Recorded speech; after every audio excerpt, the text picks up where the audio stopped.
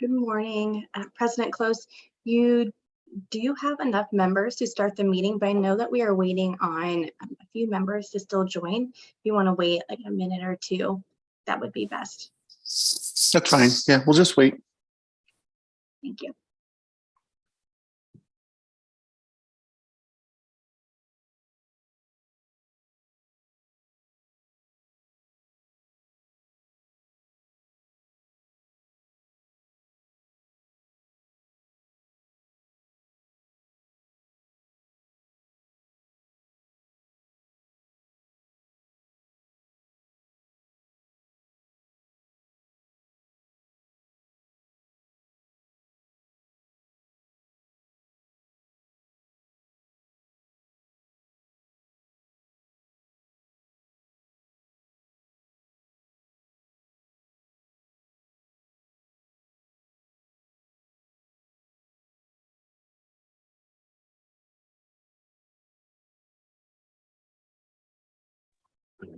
Okay.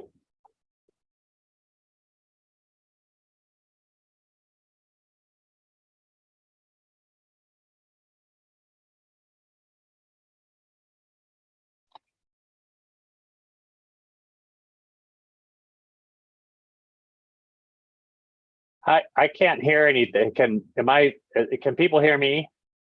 Hello, yes, we can hear you. Okay, all right. I just didn't know. We're just waiting.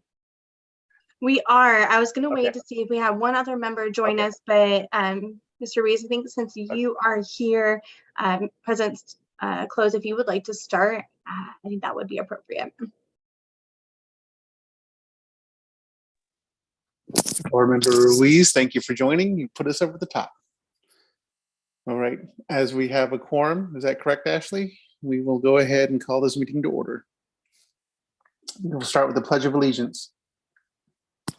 I pledge allegiance to the flag of the United States of America and to the republic for which it stands, one nation, under God, indivisible, with liberty and justice for all.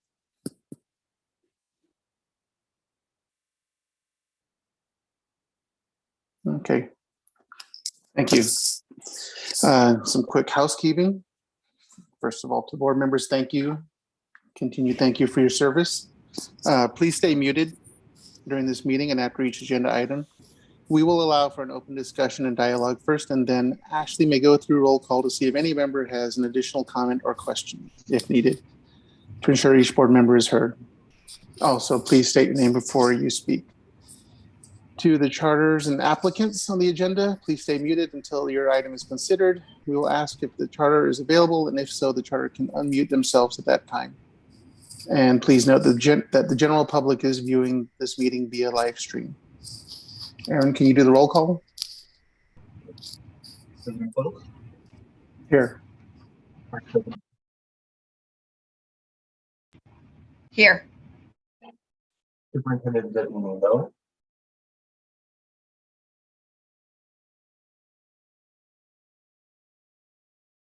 Superintendent Designee Miller, you're muted. Here. Yeah. Mr. Chimone. Ms. Barr. Here. Dr. Crockett. Here. Ms. Foster. Mr. Ruiz. Here. Mr. Sherman. Mr. Swanson. Present. You have a quorum.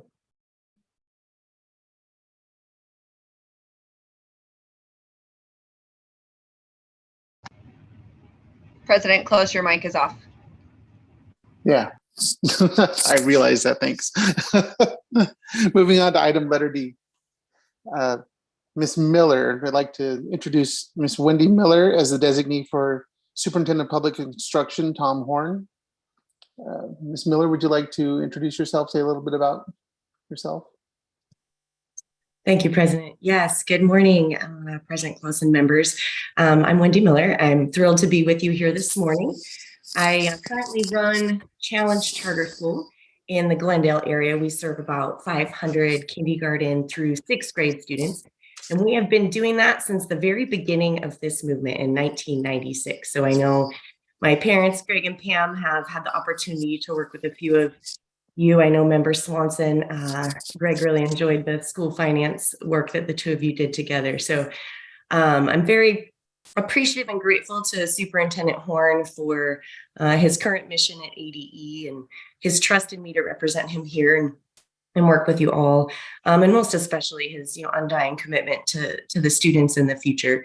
I know one of the priorities that Superintendent Horn and I share deeply is the desire to get rid of some of the overregulation that has the tendency to stifle innovation. And so I look forward to working with both the board, whose work I respect greatly and have followed closely, obviously, based on its impact on my operations. And I'm hopeful that I can offer some insight, having started at the front desk and done just about every role you can do at a charter school: finance, HR, PR, academic leadership, discipline dean, Title I. I hope that experience can bring a benefit when we're making decisions for small refinements that can make operations easier for charter schools, teachers, and administrators, and empower them. So thank you for this opportunity, and I look forward to working more closely with each of you. Thank you, Ms. Miller. We look forward to working with you as well. Thank you. All right, moving on. Item E.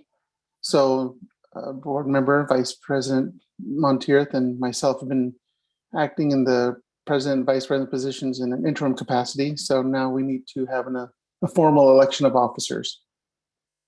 How are we going to handle this, Ashley? Do I just ask for a motion? President Close, because of the number of members that we have right now, we will need to take vice president and president separately. So I will need a member to put up names for vice president and president, and then take them separately as two separate votes. So you need make a motion. Is that Jim? Yes, Okay, go ahead. I would like to nominate Member Close for president of the State Charter Board. Is that considered a motion, Ashley? Or is that just a? Yes, that's considered a motion. Okay. So I'll second the motion, Carol Crockett. Okay, seconded by Dr. Crockett. All right, Vice President Monteith, Yes. Superintendent Designee Miller, Yes. Ms. Barr, Yes. Dr. Crockett, Aye. Mr. Ruiz, Yes. Mr. Swanson, Yes. President Close. I will abstain. Motion passes by majority. Thank you all. Now, do we have any, do we have a motion for vice president? This is Ms. Barr. I'll nominate Jessica Monteith for the position of vice president. The motion, is there a second? Dr. Crockett, Yes. Okay. Second. seconded by Dr. Crockett. Vice President Monteith, Abstain. Superintendent Designee Miller, Yes. Ms. Barr, Aye. Dr. Crockett, Aye. Mr. Ruiz, I vote yes. Mr. Swanson, Yes. President Close. Aye, Motion passes through majority. very good. Thank you all. Now we have formal officers, and let's move on with business. Letter F, superintendent's report. Ms. Miller, do you have anything to report from the superintendent's office? I do, yes, thank you. Superintendent Horn's February report. The transition at ADE has been smooth as the newly elected superintendent, Tom Horn, has secured a leadership team that is familiar with ADE processes, policies, needs, and his priorities for the department. The superintendent has served in every branch of Arizona government, including 24 years on the state's third largest school district board, 10 of those years as president. He served in the legislature and was chairman of the Academic Accountability Committee. He was state superintendent of schools previously, from 2003 to 2011, when he was then elected State Attorney General. In all of these roles, he has established himself as a true charter school champion. He killed a bill intended to limit our growth in the legislature, and when he left office as state superintendent, Arizona had the highest percentage of charter school students in the nation. He remains invested in our continued success and viability and appreciates the service of this board, its staff, and all those serving Arizona charter school students and families. During his recent State of Education address at the Senate and House, the superintendent spoke to the priorities established during his inauguration and campaign. His mission includes high academic expectations to increase student growth and proficiency, restoring discipline that honors each child's needs, while also protecting the classroom from fear and distraction for other students, and returning ADE to a service organization. To increase teacher retention and satisfaction, they must be trusted and empowered in the classroom to teach the academic curriculum of their expertise and to manage behavior. Removing the current distractions and barriers to this was one of his driving forces to return to state education leadership at this time. Superintendent Horn is also passionate about accountability and having it managed in a way that prevents mandates and regulatory burdens from stifling innovation for student opportunities. He looks forward to ensuring that the Charter Board and ADE hold our charter schools to a high standard while respecting their purpose to be independent choices for families governed by their local needs and leadership, not by bureaucracy. He seeks to eliminate duplicate and unproductive regulatory processes that steal time and resources from the classroom. And he looks forward to gathering your input with focus groups and ADE informational meetings with the charter school community. Thank you. Good, thank you. Look forward to the future. All right, Ashley, do you have anything for item letter G? Good morning, President Close, Vice President Montier, and board members, and welcome Superintendent Designee Miller. I really do look forward to working with you and getting all the feedback that you can provide us. I've really appreciated your insights so far, and I just want to continue that work going forward. So excited to have you on. But as an update on the board's legal matters with regard to Parkview School, Inc., Board Counsel provided Parkview a termination agreement for the charter holder signature. Therefore, we don't anticipate having to move forward that issue to the Office of Administrative Hearings, but I will make sure to update you at the board's next meeting on that status. As for the other two legal matters with Arizona Education Solutions and Pinnacle Education Keno, both are in ongoing discussions, and I hope to be able to provide additional information at the board's March meeting. With that, President Close, are there any questions from you or board members with regard to legal matters and board actions? Any questions for Ashley? I don't have any. Okay. Thank you. All right, thank you. And you're welcome. And as promised, I every month come to you and give you an update on the approved amendments and the termination agreements that have been approved. So for surrenders, termination agreements, and Arizona Online Instruction Amendment requests, there have been 0 approved since the last board meeting. I have approved 111 amendments between December 10th, 2022 and February 10th, 2023. And as a quick reminder, those are amendments or notifications that are truly more technical in nature. Those are things like mission, program of instruction, instructional days amendment requests, and also governance requests. So that was 111 from last year, so we've been pretty busy. And then we've had, for school reviews, in the month of January, for 5 and 10-year reviews, we've completed 6. And we've completed 3 renewals. Additionally, in the month of January, we've had 20 pop-ins. President Close and board members, are there any questions on that?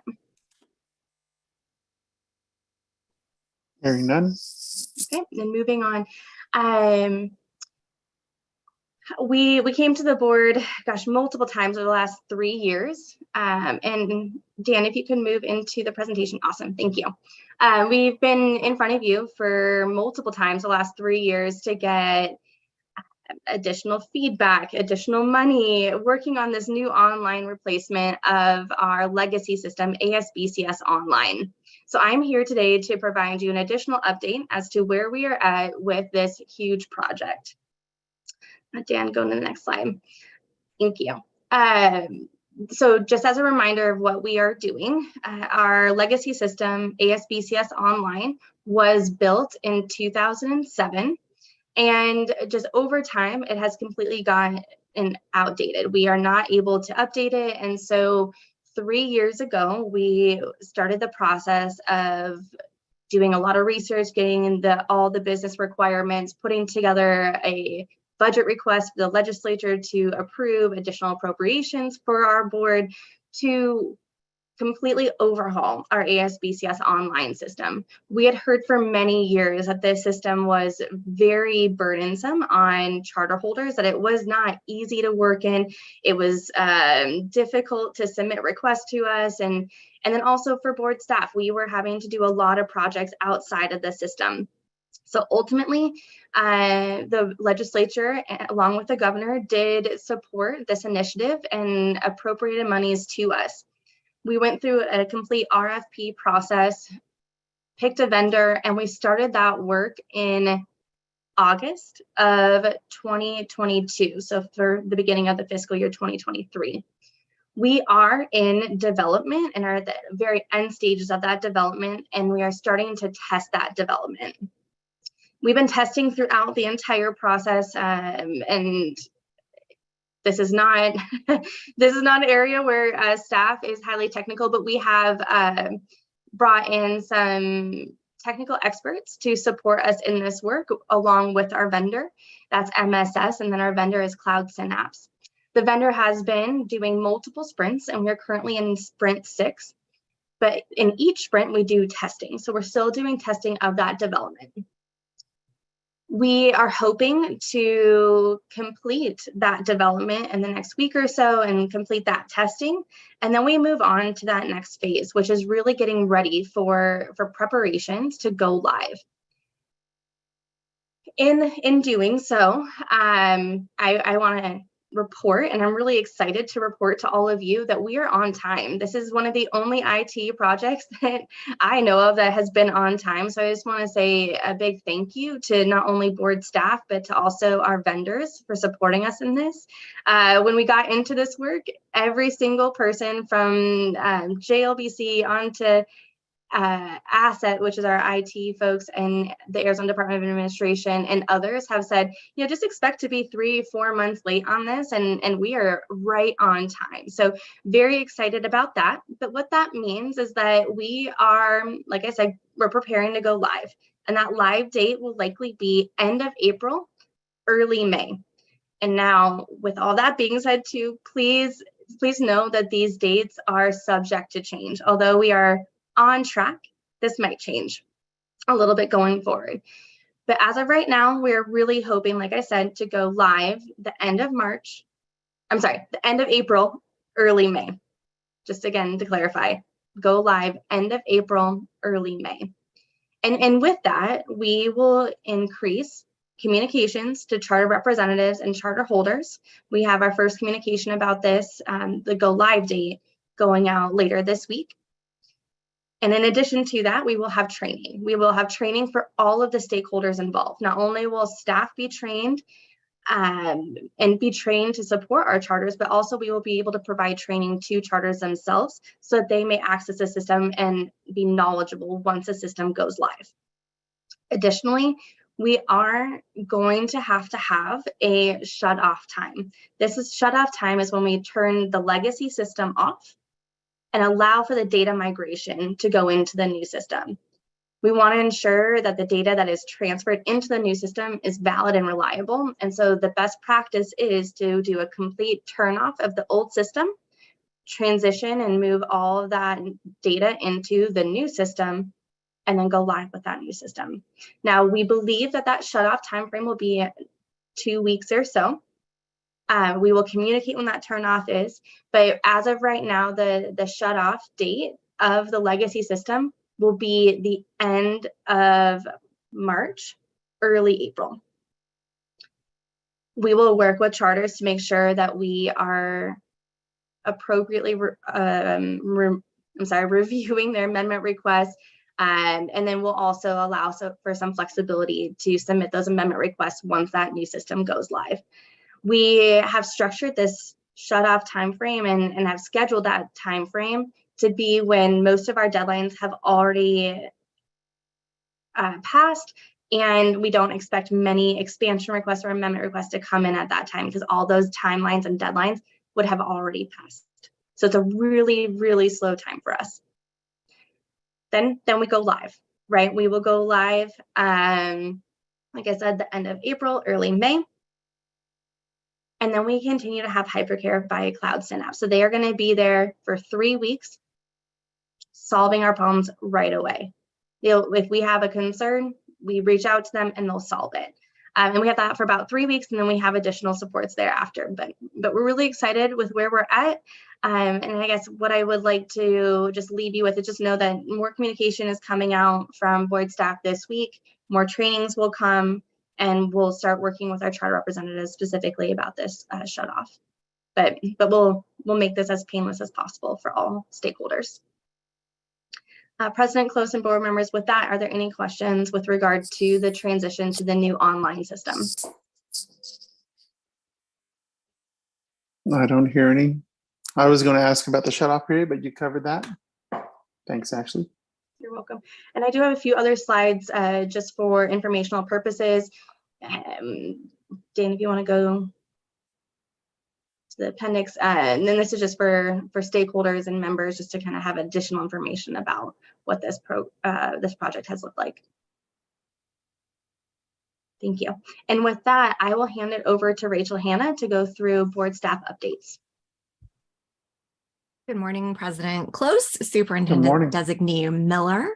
I am here to give you a quick update on some happenings with board staff and what we're currently doing with charters and offering to charters. So I'm going to start with staffing. So our side of the office, the academic team, is currently made up of 2 accountability and evaluation managers who you're going to get to hear from in a minute. You don't get to hear from them often. 5 education program managers, 4 education program specialists, and 1 brand new education program liaison. We recently hired a new education program liaison after promoting our prior EPL into that role. And that role has primarily shifted to taking over the complaints piece of the office, as well as being the primary person who answers the phone. So if anyone calls the main line, they're going to get our new education program liaison. I'm going to pause for a moment here and let Rachel Hampton, our new EPL, introduce herself for a moment. Good morning. Hi, I'm Rachel Hampton, and I come to you after serving 24 years in the public school sector. I am pleased to meet you all, and I look forward to working with the Board of Charter Schools. Thank you, Rachel. We are very excited to have Rachel. She has a lot of experience in schools and school offices, which we have found in her short time with us so far to be invaluable to our team. So we're very excited to have her on board. We are still working to hire an EPS down in Tucson. Our education program manager would love to have a partner down there. If anyone knows anyone, please direct them to our job posting. And I do want to add that Joanna is also refining a position to add to her side of the office. However, she has recently added an intern to the team who is focusing on project management with her. And at this point, I'm going to pass it to Cassie O'Quinn, who is going to talk to you a little bit about our targeted visits.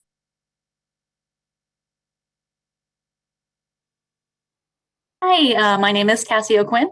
I will talk about our targeted visits. So the purpose of the targeted site visit is to provide additional support and hold schools to additional layers of accountability outside of normal monitoring. Schools that can expect to receive a targeted visit include schools on an operational or fingerprinting consent agreement, a letter grade consent agreement, ones that have been the subject of concerning complaints or concerns directed to board staff from an outside agency, or concerns otherwise brought to board staff. Many of the schools that we visit may be going through transitions in leadership or have had a lot of staff turnover, and we are able to provide support and education. Board staff has been working over the years to make changes to the targeted site visit process to make them less burdensome on both staff and our charters.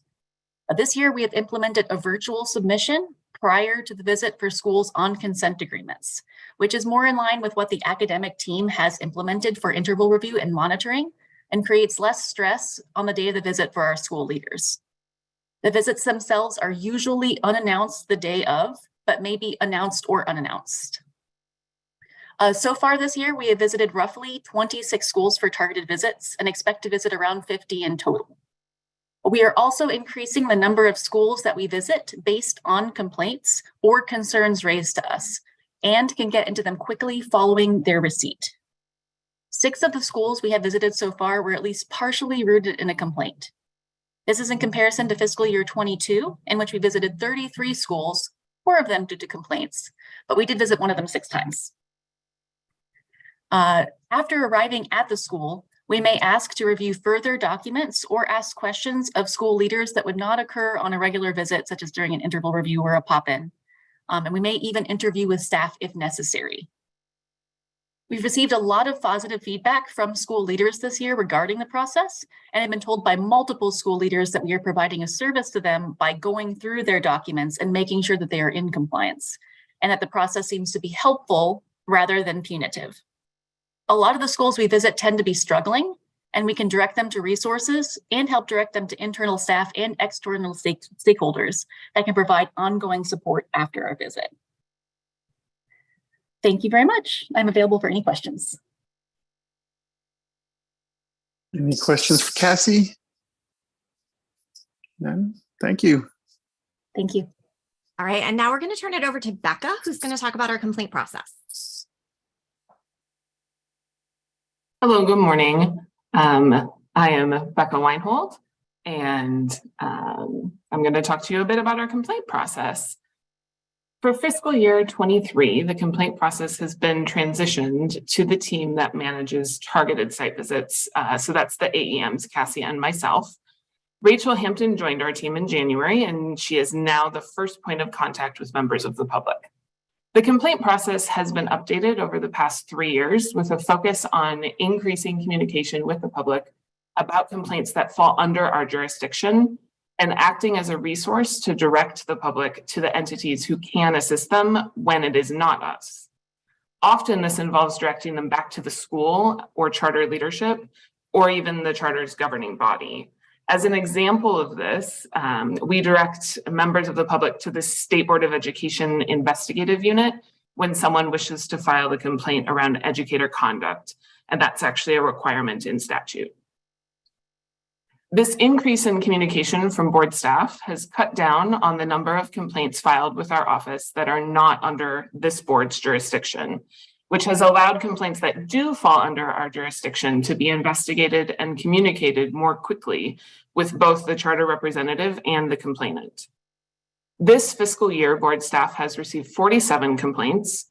6 of those complaints were directed to state agencies who could investigate those complaints. 27 complainants were referred back to their charter or school board, as they had the autonomy to set those policies that were in question. Examples of policies are around bullying and suspension. 14 complaints fell under our jurisdiction, and of those 2 were complaints that were substantiated, both involving improper withdrawal of students. Staff was able to work with both of those charters in a support capacity, allowing them to resolve the area of noncompliance in their process, as well as provide a solution to the families that were affected. Board staff has also been able to quickly conduct 6 targeted visits to follow up on concerning complaints that had been received. We've received positive feedback from members of the public that our communication supported them in knowing who they should go to for their specific complaint and supported them during a stressful situation. We've also received positive feedback from charter representatives that the complaint process has created less burden since they're no longer required to respond to every complaint that is filed, and that it is less intimidating and presents an opportunity for them to both resolve an issue of noncompliance and learn how to better serve their communities. I'm available for any questions. Any questions? Hearing none. Thank you, Becca. All right, with none being heard, we're going to move on to talk about training. So we cannot hold our schools accountable without also providing them appropriate support and resources. And this is something that's near and dear to our team and that we've worked very hard on.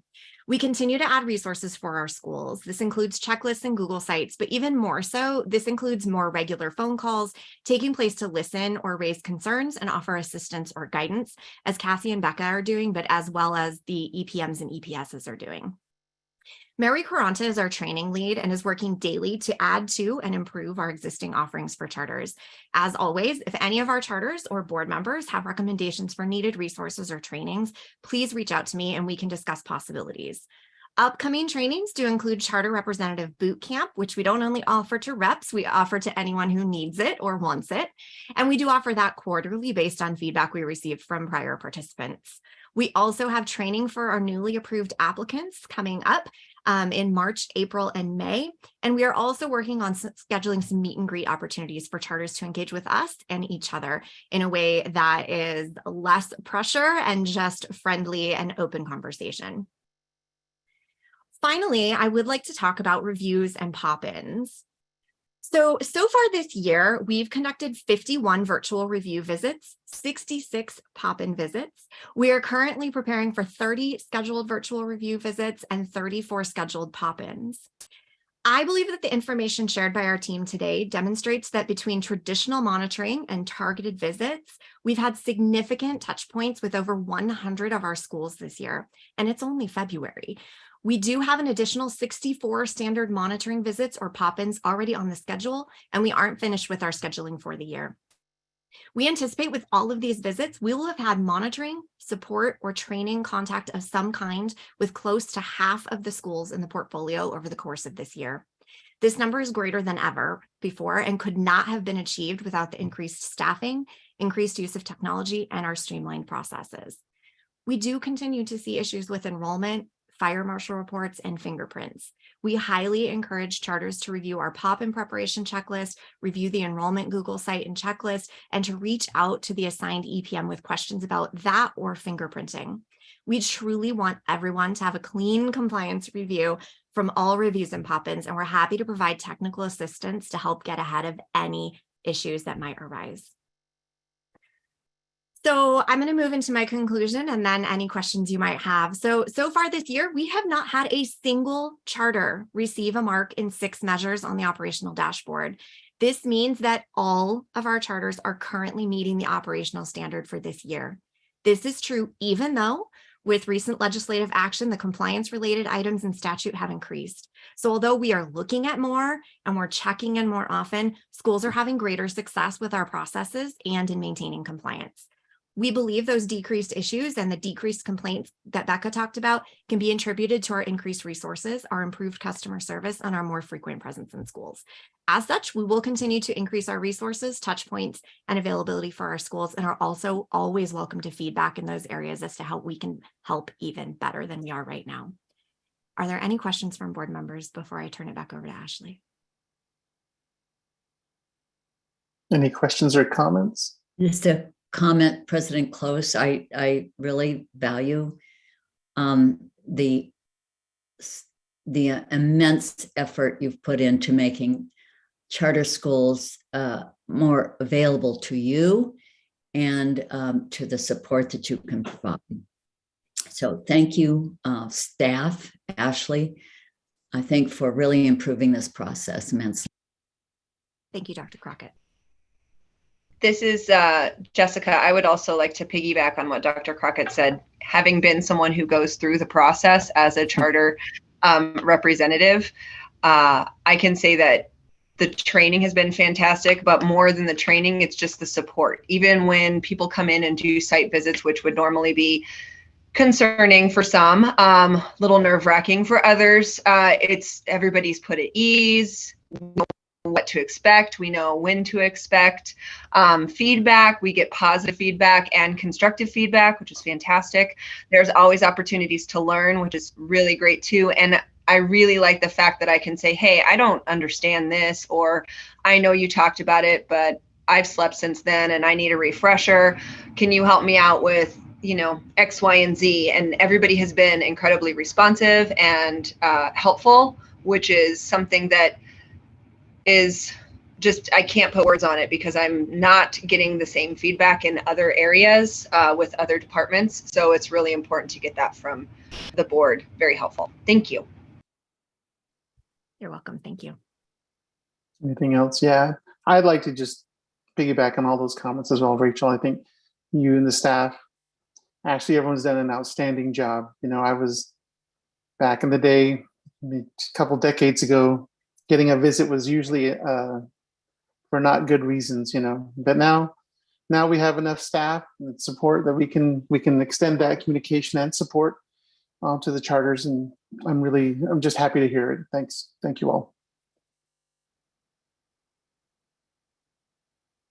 Anything else? Any other? Ashley? No, I was just gonna say that's all I have to report under the executive director's report. President Close, Jim Swanson, just kind of a different vein. Thank you for taking time to tell us what you guys do. For me, it's really helpful and appreciative. So thank you. Thank you. All right, we'll go ahead and move on then to call to the public. And item H, no written public comment or request to speak was submitted. So moving on, item I, consent agenda. Any comments? Is there a motion? This is Jessica. I move to approve the consent agenda as presented. There's a motion. Is there a second? Second, Dr. Crockett. Dr. Crockett seconds. Excuse me. Let's go ahead and do a vote. Vice President Monteith? Aye. Superintendent Designee Miller? Aye. Ms. Barr? Aye. Dr. Crockett?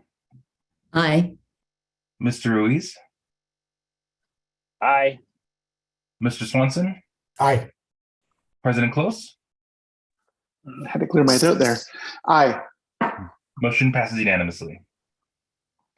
Okay, thank you. Let's go ahead and move on. What do we have next? Item J, chart amendments. Sandy.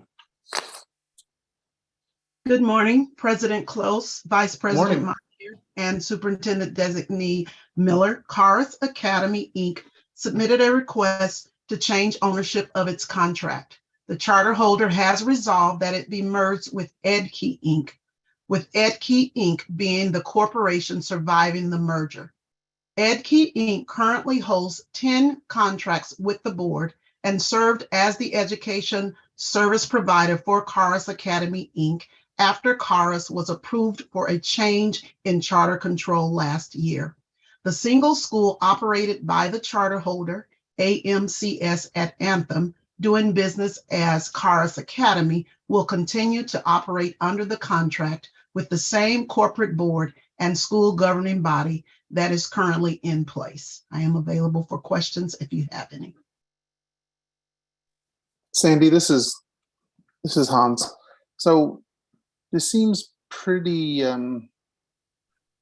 almost as a formality. Can you explain why it's in front of the board? Sandy? It's in front of the board because they're changing ownership from Karis Academy to EdKey, Inc. We did that. Oh, I can add to that, President Okay. Close.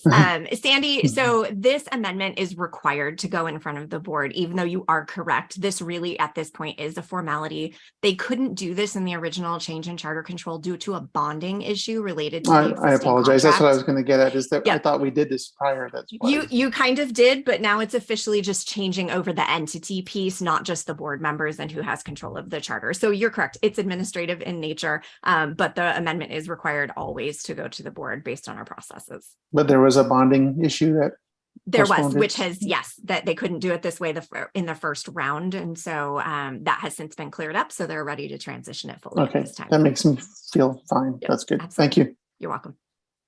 Any questions regarding Karis Academy? Is there? President Close, I do believe that the charter representative is on Yeah, I was looking for that, if that was an item that we need to bring up. So, okay, Charter Representative from Cars Academy, go ahead and you have a moment here. Well, good morning, President Close, Good morning. members of the board. This is Mark Plitzowite. I am the President, CEO, and Superintendent of EdKey Inc. Excuse me. Yeah, so it was really just a bonding issue that we couldn't merge everything immediately, and so we had to get that resolved through our attorneys, both sides. So yeah, I'm available for any questions if anybody has any. I apologize. I should have waited to ask you that question instead of Sandy. But no, thank you. Any questions from the board? Any comments?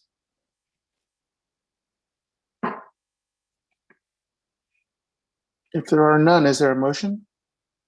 Yes, this is Jessica. I move based on the information contained in the board materials and presented today to approve the charter holder status amendment request to change the ownership of the contract held by Cars Academy Inc. to EdKey Inc.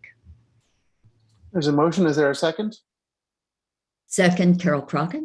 Second by Dr. Crockett. Okay, let's go ahead and do a vote.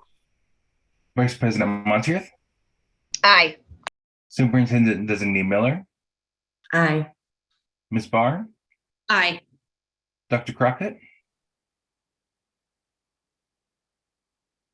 Sorry, Dr. Crockett, Aye.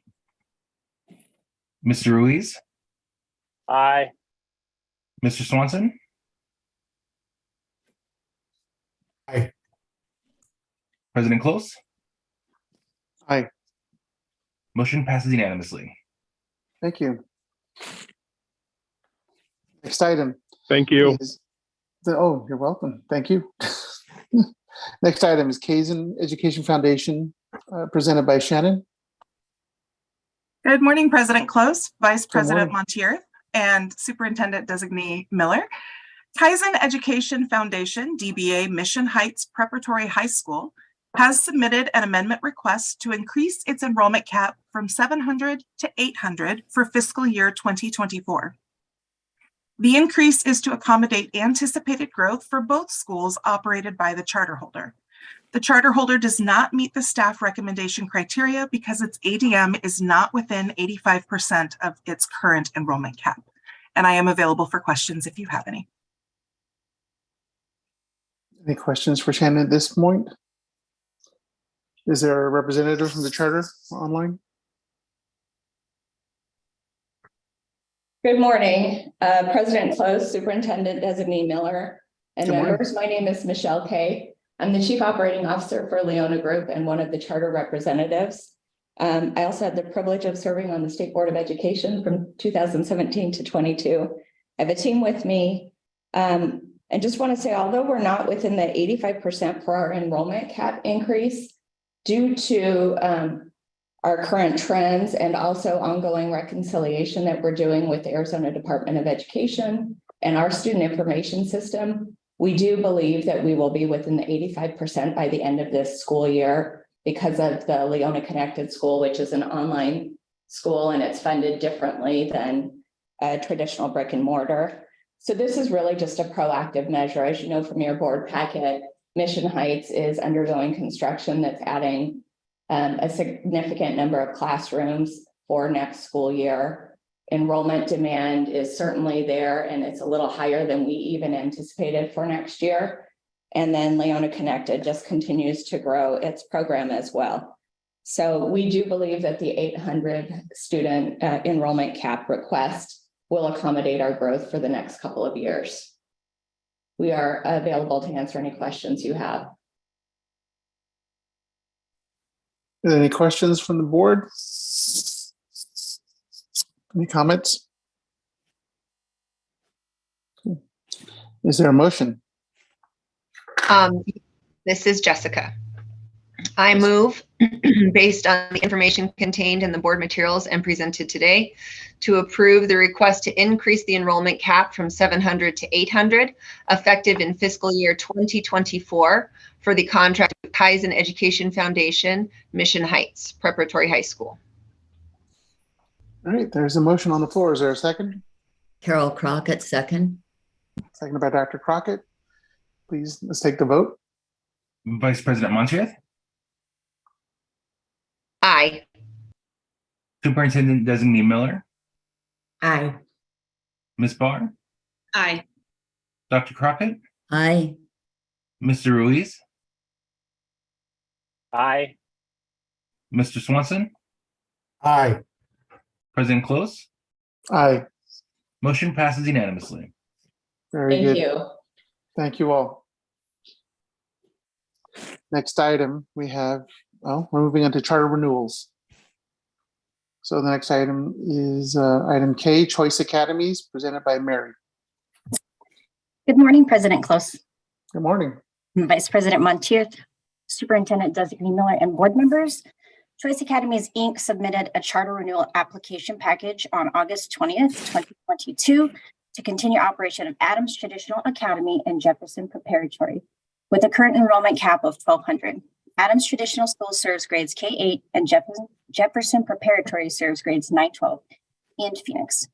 As part of the renewal process, staff conducted an academic systems review using a desk review process with a virtual visit of Adams Traditional Academy and Jefferson Preparatory on January 4th, 2023. During the academic systems review, specific areas of the charter contract are reviewed to ensure a charter holder is in compliance. As a result of the visit, the charter holder was required to submit an updated copy of the school's enrollment packet. Documentation was submitted timely on December 21st, 2022, and the issue is now in compliance. The charter holder currently meets the board's academic, operational, and financial performance expectations. I'm available for questions should you have any. Any questions for Mary from the board at this moment, at this point? Not, is there a representative from the charter online?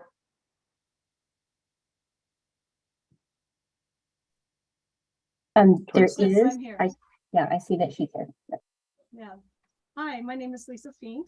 Hi. And Mr. Chairman, members of the Charter Board, thank you for this opportunity to present in regards relationship to Choice Academies, which is the parent organization for Adams Traditional Academy and Jefferson Preparatory High School. And first of all, I'd like to thank Mary Quanta for her assistance in this process. We really appreciate it. I was one of the founders of Choice Academies, Inc., and we were a group of parents and educators that literally sat around the kitchen table in developing this, our school. And what we wanted to do is we wanted to provide a school with high expectations in academics and also behavior that was in partnership with parents and to help our students become good citizens of this great country. So we opened up in 2009 and we moved into our current facility in 2010. We were the first turnkey facility for Charter School Development Corporation here in Arizona. So that was exciting. We are Spalding accredited and we're also Advanced Ed accredited. Both schools have been A-rated. Our high school has 100% graduation rate and we are consistently at the top in our area for schools. And we believe that the foundation of our success is that we endorse three primary components critical for education success. And the first is a sound educational philosophy, and we utilize time-tested, proven, researched curriculum to help support learning. We feel that's very important to be able to really train and to teach our students. The second is the role of competent, qualified, and committed teachers, and they are given ample training and resources to be able to support our mission in the education of the children. And all of our teachers are highly qualified. And finally, the third is the role of the parent. And we really believe that learning is a partnership between the teacher and the parent and the student. And so parents are encouraged, strongly encouraged to participate in many aspects of their child's education, including participation in our site council. So they have some opportunity to make decisions as well. And just to let you know a little bit about our K-8 school, Adams Traditional Academy, we advocate a traditional back to basics education and we promote direct instruction. We believe the teacher is very important in being able to help teach our children and to provide a strong academic program. And we really promote a strong focus on reading comprehension, writing skills, and mathematical skills and concepts with a lab-based science and also a history program. And also we kind of go beyond the curriculum. We have a lot of people really concentrate on math and reading and that, which we do. But we believe that the humanities, the music, the art is an integral part of a good education and to be well-rounded. And to kind of give you a little example of how we have implemented that, for example, in 5th grade, we have what we call Why America is Free. And so like the students take on a Revolutionary War persona. They study the Revolutionary time literature. They create a diorama of the habitat, which was along with what the scientists were doing during the Revolutionary War period. They learn colonial dances and they perform in front of parents and that. And they learn and also and they also create art during the Revolutionary period. And then the highlight is Patriots Day, where everyone, including the adults, dress up. I have to go like this with my hands because that's how we teach them. Dress up in colonial dress with colonial games, food, a visit by Benjamin Franklin, and other activities. So that's one way. And then 2nd grade, when students study Greece, they learn about the musical instruments, they create the Parthenon and art, and they end with the Greek Olympics. So as you can see, we try to make sure and incorporate all that because you were talking about the right and left brain and working that together to be able to help retain the academics and the things that they've been learning in the school. Jefferson Preparatory expands upon our elementary school in providing a college preparatory program for our students through our classical hands-on learning approach and again, research-based curriculum and in a safe, positive learning culture. So one thing that we've done a little different is that looking further ahead for our graduates, we noted that 50% of college grads do not work in the field of their major. Okay, and so in addition, people are usually hired for their skills, but fired for personnel concerns. And so what we've also incorporated is an entrepreneurship life skills program that includes such topics as finance and personal development to help them not just at school, but not just get ready for college, but also beyond. And so that's the intent there. And again, also very strong in our civics and helping our students learn and understand their role as citizens. So anyway, thank you for your consideration of the renewal of our charter. And upon your approval, we look forward to continuing to provide a high quality academic experience for our students. Thank you. Thank you for all your hard work. Thank you. Any questions or comments from the board for the charter holder? This is Jessica. I just wanted to say thank you for giving us all that information. It really gives us insight into what you're doing, especially since obviously we haven't, well, I can't speak for anybody else, but I haven't been able to come out and see. So I think that's really great that we have that perspective from you. Thank you. Any other questions or comments from the board? If not, Jessica. You have a motion? I would like to move. Yes, I would. Based on a review of information provided and the representatives of the charter, provided by the representatives of the charter holder and the contents of the application package to extend the charter holder's current contract through June 30th, 2024, approve the charter renewal application package and grant a renewal contract to Choice Academies, Inc., effective July 1, 2024. There's a motion. Is there a second? Second is Carol Crockett. Seconded by Dr. Crockett. And let's go ahead and please take the vote. Absolutely. Vice President Montier? Aye. Superintendent Designee Miller? Aye. Ms. Barr? Aye. Dr. Crockett? Aye. Mr. Ruiz? Aye. Mr. Swanson?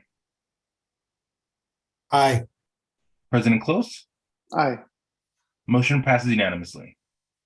Very good. Congratulations, Choice.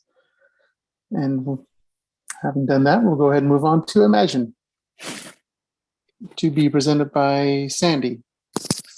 President Close, Vice President Montier, and Superintendent Designee Miller. Imagine Avondale Middle, Inc. submitted a charter renewal application package on November 1st, 2022 to continue operation of Imagine Avondale Middle with a current enrollment cap of 326. Imagine Avondale Middle serves grades 6 through 8 in Avondale. As part of the renewal process, staff conducted an academic systems review using a desk review process for a virtual visit of Imagine Avondale Middle on January 20th, 2023. During the academic systems review, specific areas of the charter contract are reviewed to ensure a charter holder is in compliance. As a result of the visit, the charter holder is required to submit an administratively complete charter mission amendment request or evidence that the charter mission in the student handbook and on the website align with the mission statement in the charter holder's contract or on or before February 24th, 2023. The charter holder was required to update the school's website to ensure the average teacher salary posting was fully compliant with statute. The charter holder brought this area into compliance on January 20th, 2023. The charter holder currently meets the board's operational and financial performance expectations, but does not meet the academic expectations due to being identified for targeted school improvement for the subgroup English language learners. However, the school did receive a C letter grade for FY 2022, meeting on this indicator of the academic dashboard. I am available for questions if you have any. Any questions from the board regarding Imagine Avondale Middle?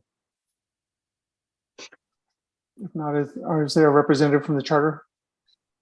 Good morning, President Close. There is. Good morning. There's a couple of us. Good morning, and to you and the members of the board. On behalf of myself, Monty Lang, and Brad Uchas, charter representatives, we want to thank you for the opportunity to share our story today as we begin the discussions and conversations regarding these charter renewals. We also want to thank all of the staff at ASBCS for their assistance in this process as well. They've definitely helped streamline this and make it easier based on our experiences in the past. So we want to thank them. At the present time, Imagine is currently partnering with our local boards. We serve approximately 8,000 students with 19 charters on 13 campuses here in Arizona.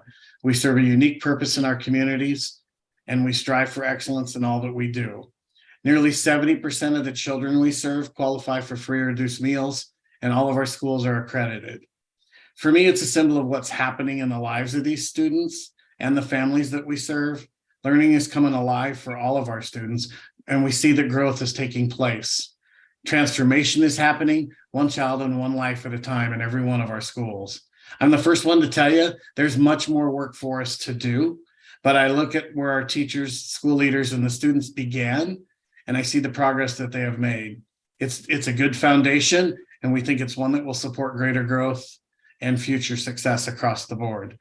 Much like a public school district, Imagine has an organizational structure comprised of regional teams and that provide operational and academic supports beyond the leadership at each site. With that, I'm going to turn it over to Brad. Yes, thank you, Monty. Good morning, board members. Just a quick note, this is our fourth consecutive year of our charters being up for renewal in this cycle. So some of you may have heard some of this, but we recognize that there's also new board members on. So I'll go give a kind of a broad overview, and then I'll turn it over to the school team for a more specific introduction for Avondale Middle. Monty and I won't repeat this for the following school on the next agenda item, but just wanted to give you an idea kind of the structure of our presentation.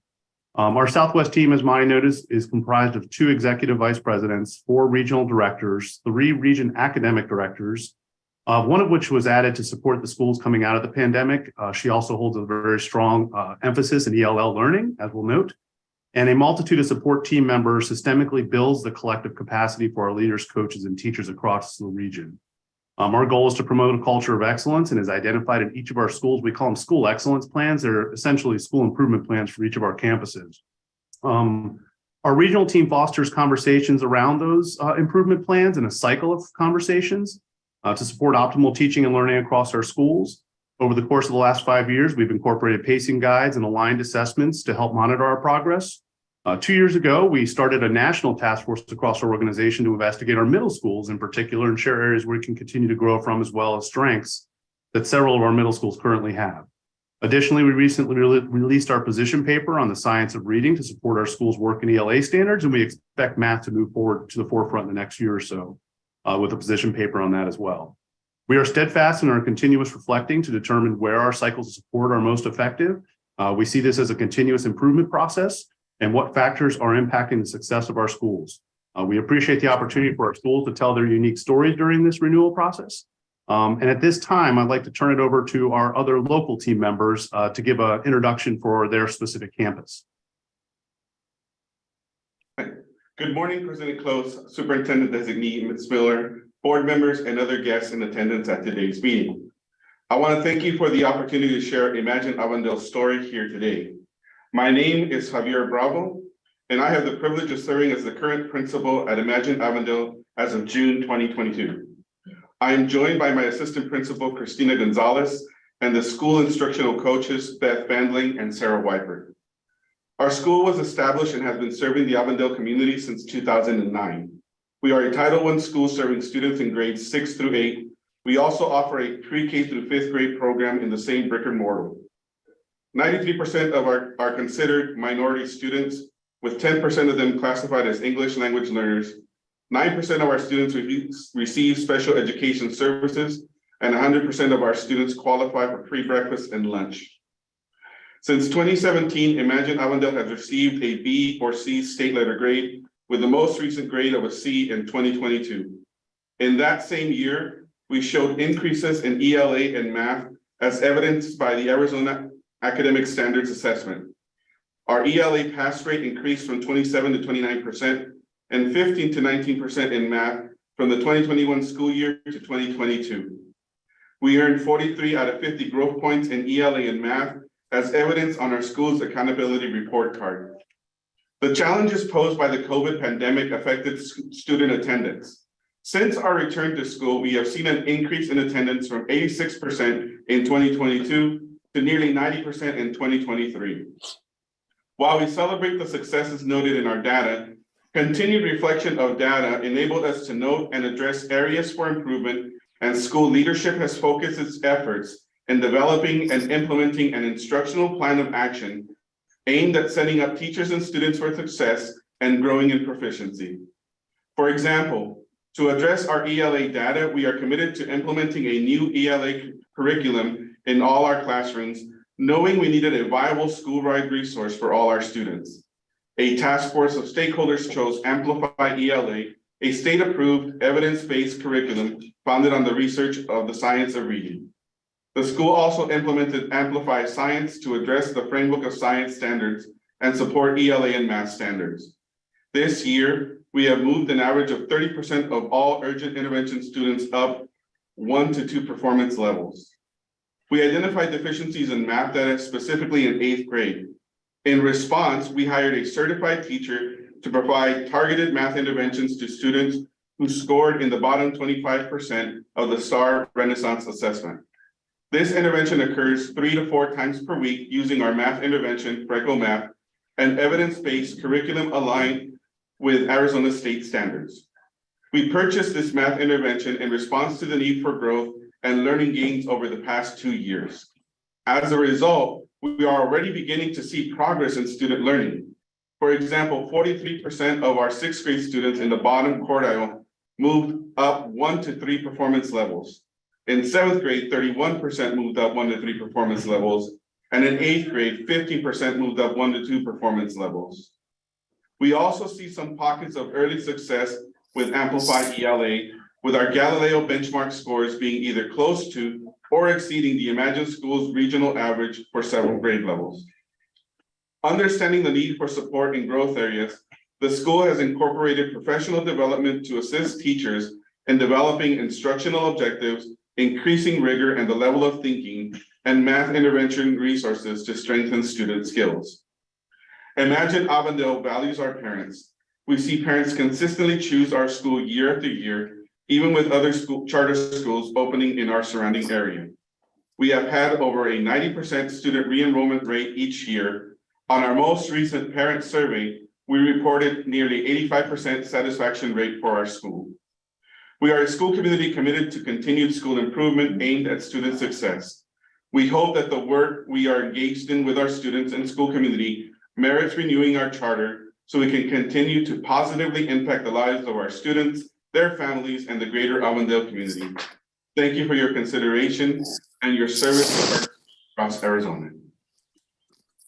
Thank you. Thank you for all the information you gave to us. Any questions for the charter representative from the board? Any comments? This is Jessica. I do have a quick question. I think it's probably for Brad. Brad, you had mentioned that you also have pre-K through 5 brick and mortar classes.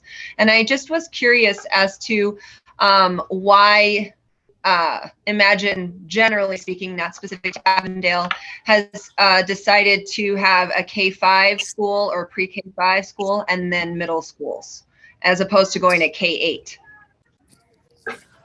Sure. Monty, you're on 2, correct? Yeah, you want me to jump in on that? Yeah, go ahead. My screen- Sorry. Okay. So initially, when these charters were submitted many, many years ago, we had small school weight involved. And at that time, it was more economically advantageous for the schools to have the separate smaller charters versus a larger K-8. Now that that's all, small school weights are gone, there have been conversations about how we might want to restructure that moving forward in the future. So just know that that is something we have talked about. Okay.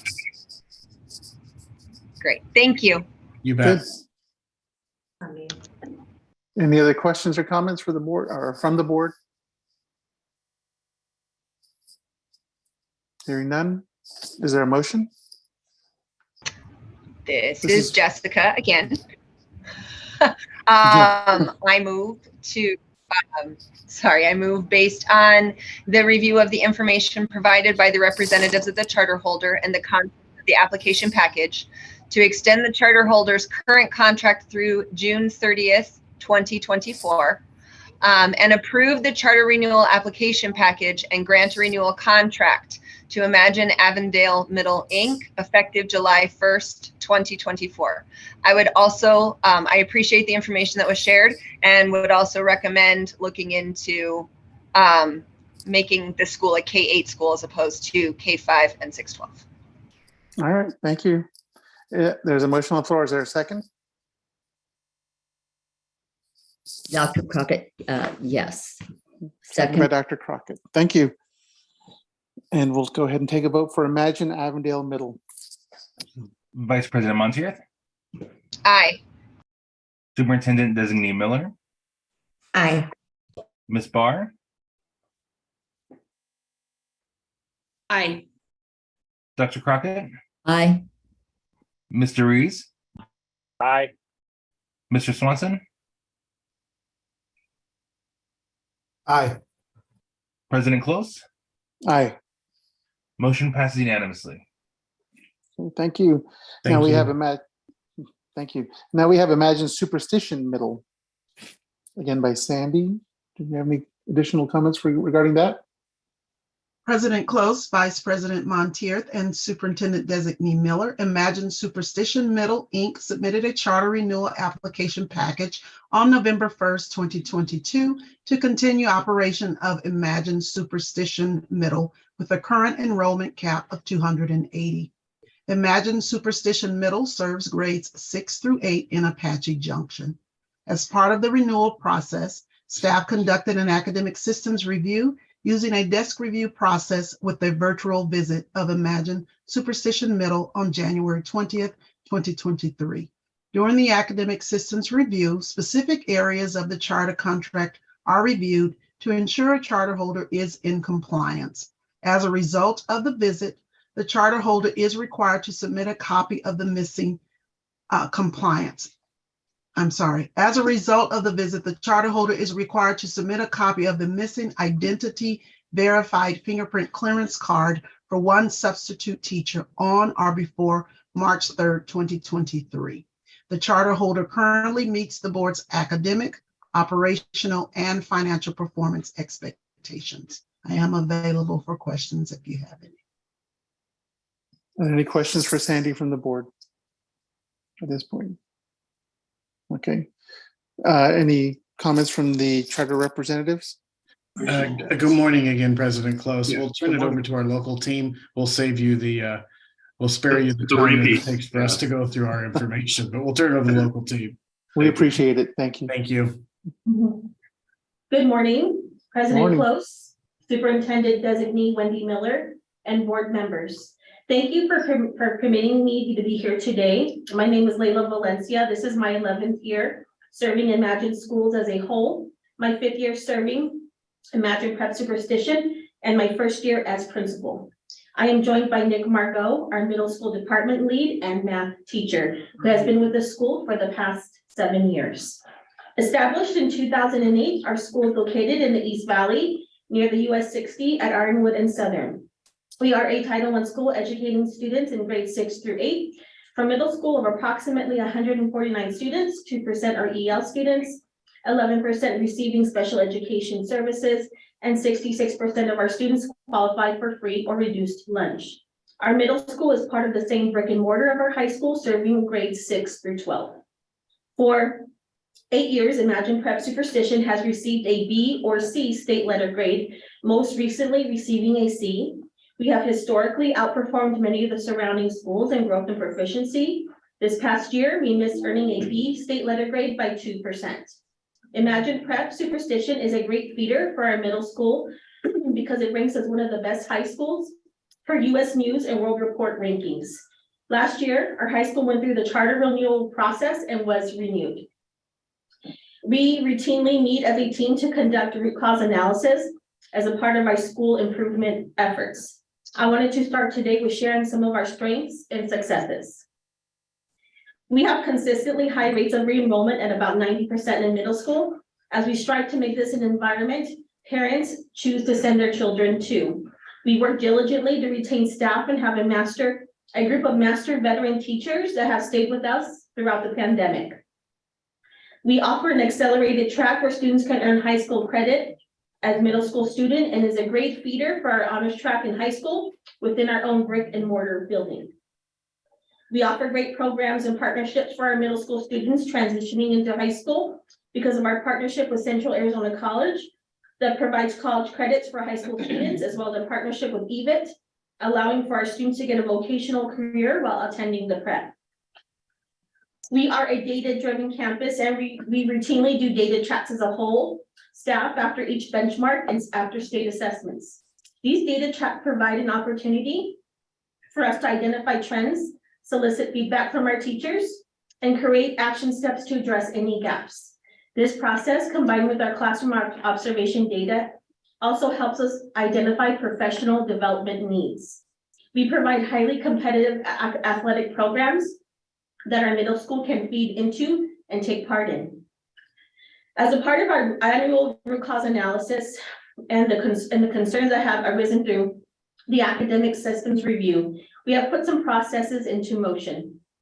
We have assembled a curriculum task force to review current resources and research and evaluate additional resource options, as well as intertwine a more systematic approach to reviewing our curriculum during our quarterly data tracks. This will ensure alignment with state standards and improve student outcomes. We have strategically incorporating instructional aids in the content area classrooms to help support in closing those learning gaps by providing more small group instruction, as well as continue with before and after school tutoring, utilizing resources such as Moby Max. We have incorporated more competitive hiring practices together with our tiered level of coaching to help us recruit and retain highly effective teachers. Based on more targeted subgroup data, we have identified the need to further develop intervention plans that are actively pursuing the hiring of more instructional assistants and help support learning gaps for subgroups, particularly special education students. While we are proud of our achievements over the years, we are constantly working to improve and become more systematic in our processes so that we have consistency across all areas of school improvement.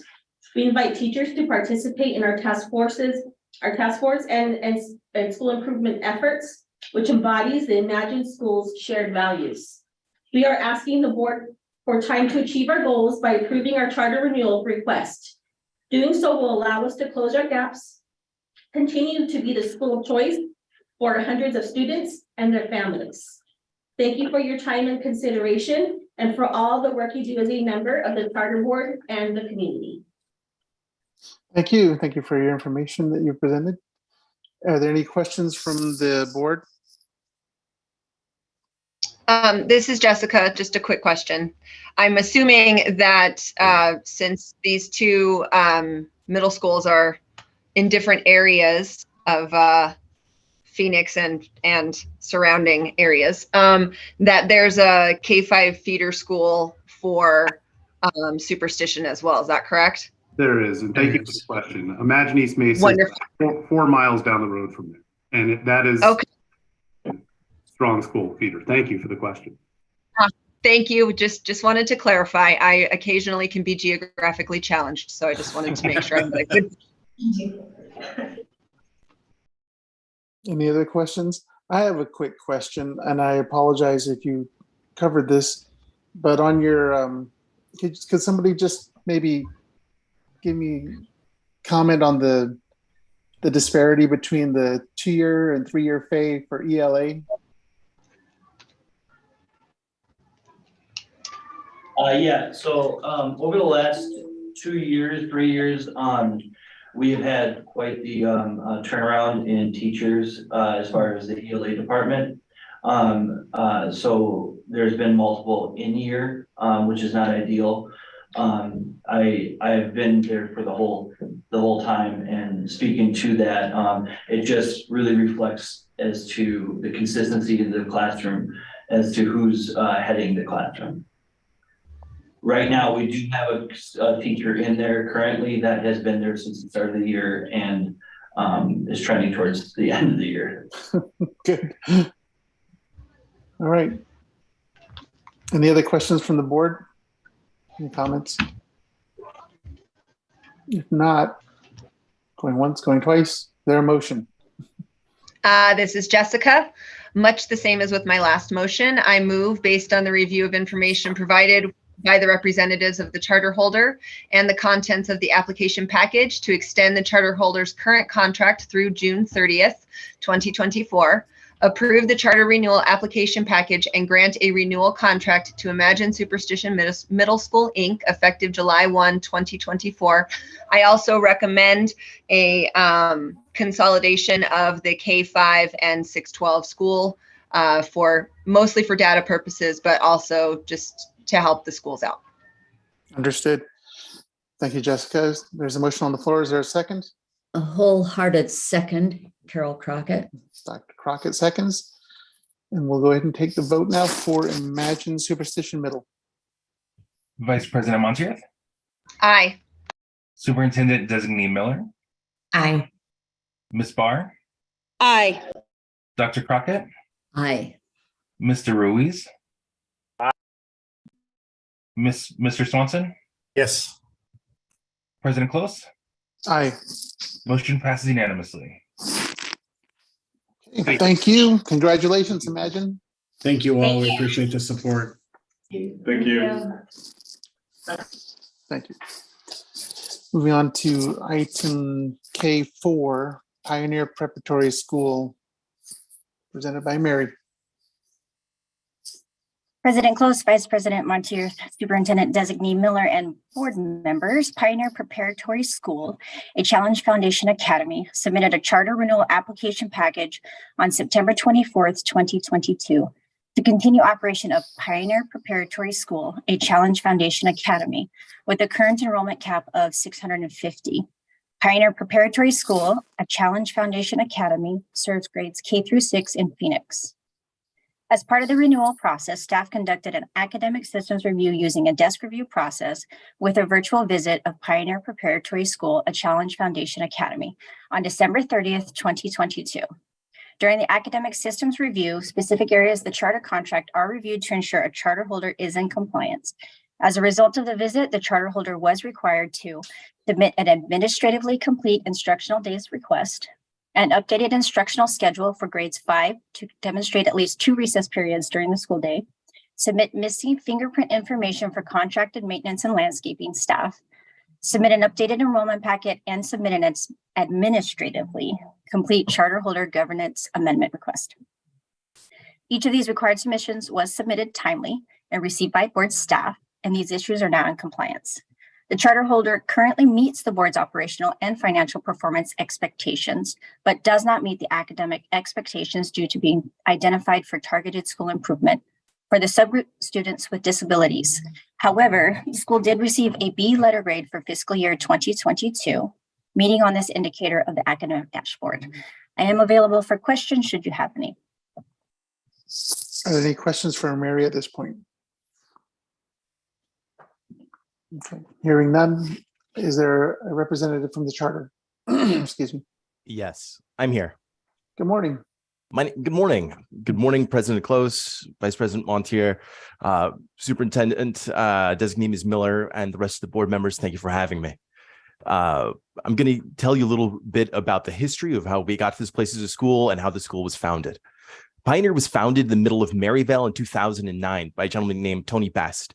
And in the first 6 years of the school, he maintained an A grade for the last 3 years of his presence on campus as our director. However, in the 5 years since he's left, we've gone downhill with our previous administrators. We're maintaining a B grade or C grade, so not too much diminished. And that's where I come in. I've been in my position now for the last 11 months. The previous administrator was dismissed in the middle of the year in March. My role has been to bring us back to what we have been, which is a community school oriented on bringing our students up to the greatest chance they have of post-secondary success. In the middle of Maryvale, the majority of our students come in at kindergarten or in preschool well below what we consider grade level.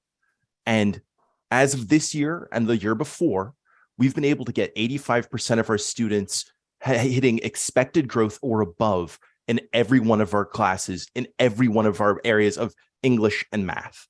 I can say that we've been doing this because we've been now doing deeper data dives, stronger analysis of our teachers' teaching routines, and feedback required from surveys and data analysis. What I can say is that while we've had previous issues, we've now created systems to prevent them from happening again. Each one of the areas that we have in question now has a designated person on our campus. That would be the school calendar or recess requirements, fingerprint clearance cards, and enrollment policies. Each has a designated person who meets twice a year, going through the entire website to make certain that they are aligned to the requirements of compliances. The goal of our school is simple. It's to give the students the excellent education they deserve for our community in Maryvale. And our passionate teachers have been able to supply that for them. Well, you can see even with the issues we have in compliance, we were able to maintain a B grade, and scores look like we're moving even higher this year. So that's the history of our school. That's my position, and that's what we've been doing to prevent issues like this from occurring again. I'm now available for any questions you might have. Any questions from the board? Any comments? President Close, Carol Crockett. Can you address the students with disabilities? I can. It's over in a historical. I can go ahead and let you know about that. The previous administrator, I'm just going to be frank, underfunded it. She had one position for special education for the entire school. Under my leadership, we now have a SPED director, 2 SPED teachers, and a SPED parapro. I've literally quadrupled the amount of effort put into it so we can give them the resources that they deserve so that we can serve them the way that they need to be served. So that's the historical background for it, and that's what I've done to change it. And so, but prior to the previous administrator, the original leadership, was that as full in terms of resources as you've amended that too? So the answer is previously it was. Under Tony Best, it was fully funded or fully staffed.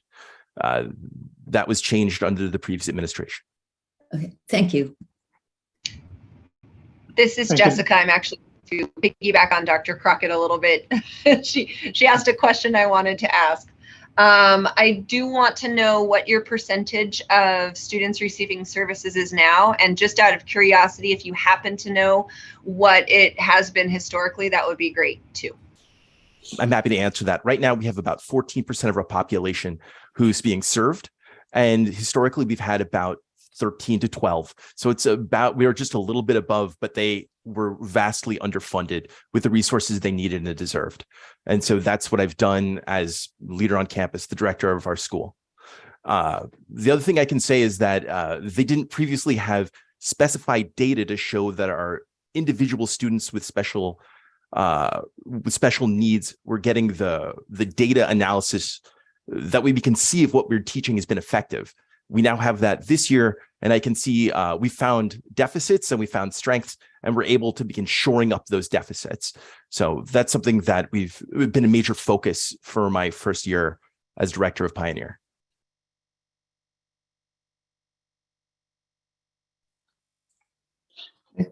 Any additional questions or comments? President Close, this is Member Swanson. Ms. Lopez, thank you for coming and speaking passionately about what you're changing and so forth.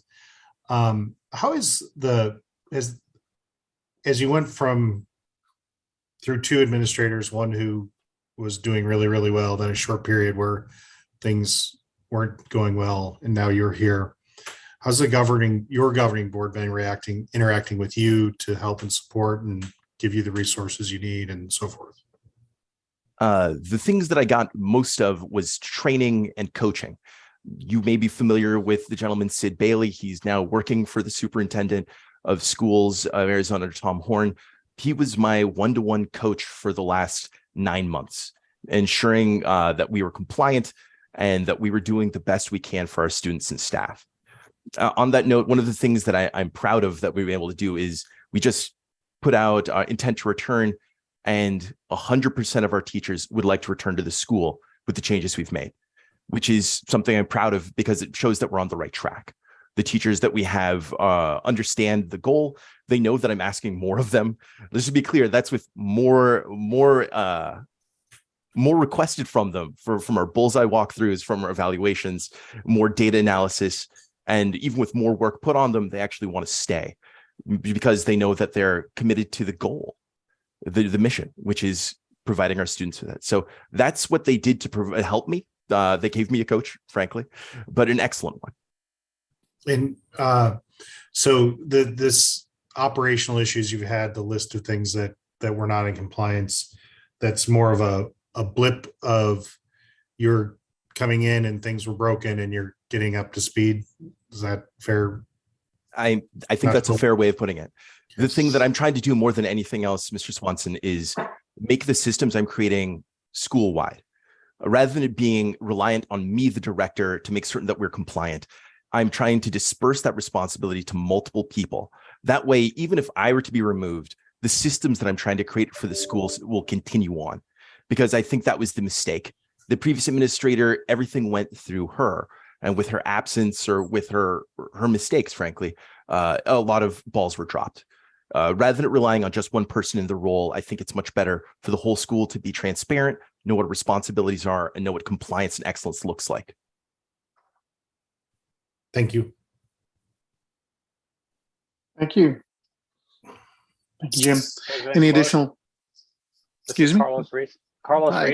I have a question. So looking at your enrollment decline, do you attribute that to maybe how the school is being run and the reputation? Because it looks like you've had two kind of stable years, but you've also had some enrollment decline.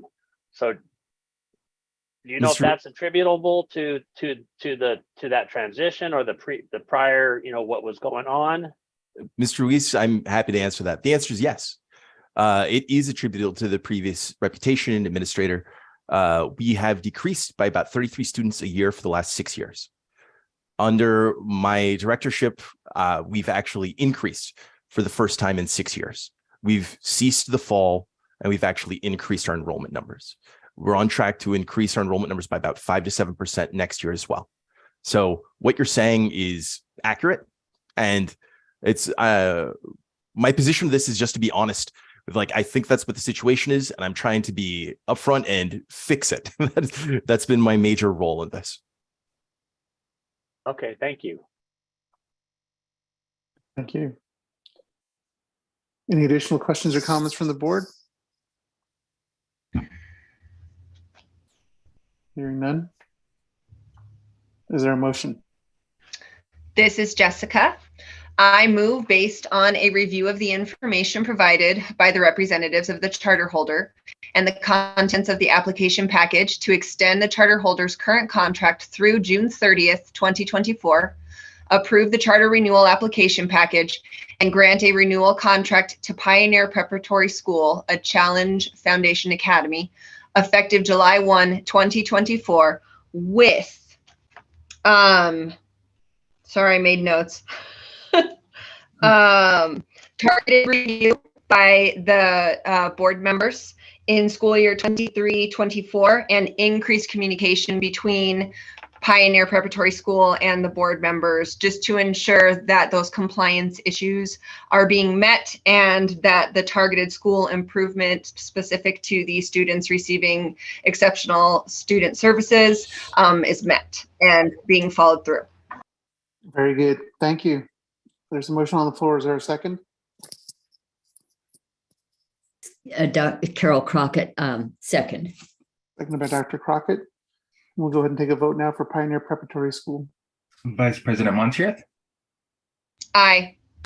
Superintendent Designee Miller, Aye. Ms. Barr, Aye. Dr. Crockett, Aye. Mr. Ruiz, Aye. Mr. Swanson, Aye. President Close. Aye. Motion passes unanimously. Very good. Thank you. And congratulations to Pioneer Preparatory School. Thank you very much. Keep up the good work. All right, moving on. We're on to item letter L, new charter application for schools opening in 2024, 2025. Rachel? All right. As part of the new charter application process, staff updates the new charter application and instructions each year to reflect the upcoming cycle. This year's proposed revisions primarily include technical changes to provide clarity and transparency to the instructions. Additionally, due dates have been updated to reflect the new calendar year, and standards have been adjusted in the curricular documents as we do each year. Additional changes are outlined in the executive summary and presented materials. However, I think it is important to highlight a few minor but key changes. First, we are changing the fee submission from a check to an ACH transfer. And we are also shifting the timing of the fee submission to decrease the number of checks that must be processed for refunds each year, which we would also have to do with an electronic submission. So we're trying to decrease burden on staff and getting fees back to people timely. Finally, we updated the instructions to provide clarification regarding the soft deadline and its timing and intent, as well as adjusting a few of the facility questions to apply to all applicants, whether they have a specific secured facility or are still exploring viable options. All proposed changes apply to both the new charter application for traditional schools and the new charter application for applicants with an Arizona online instruction program. I'm available for questions should you have any. Are there any questions for Rachel? Pretty minor changes, technical, as you said. Yeah. Okay. If there are I no do questions- like Jessica, go ahead. Sorry. Always have a comment. I do like the clarification on and transparency that is much appreciated. So thank you. We try to maintain a growth mindset where we figure out what went wrong and then we fix it for the next cycle. So absolutely. Good mindset to have. It's the way to do it. All right, anything else? Anyone else? If there are no other questions or comments, is there a motion? Jessica again. I move that the board adopt the revisions. Oh no, I lost. For the 2023 application cycle for charters opening in fiscal year 2024 and beyond, presented to the board today and found in the materials for today's board meeting, and direct staff to make necessary technical or formatting changes to the documentation to reflect the board's actions at this meeting. President Close, if I may, Yes. Jessica, you cut out a little bit for me during that motion language. Was that okay for you? President Close, could you hear her the entire time? I just want to make sure for the record. I that we missed have that maybe motion. 6 words or so in there. Vice President Montier, can you restate that? Repeat? Yes. I would be happy to. Yes. I move that the board adopt the revisions to the new charter application for the 2023 application cycle for charters opening in fiscal year 2025 and beyond as presented to the board today and found in the materials for today's board meeting, and direct staff to make necessary technical or formatting changes to documentation to reflect the board's actions at this meeting.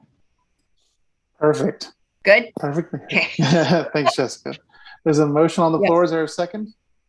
Carol Crockett, second. Second by Dr. Crockett. And we'll take the vote for the new charter application. Absolutely. Vice President Montier, Aye. Superintendent Designee Miller, Aye. Dr. Crockett, Aye. Mr. Ruiz, Aye. Mr. Swanson, Aye. President Close. Aye.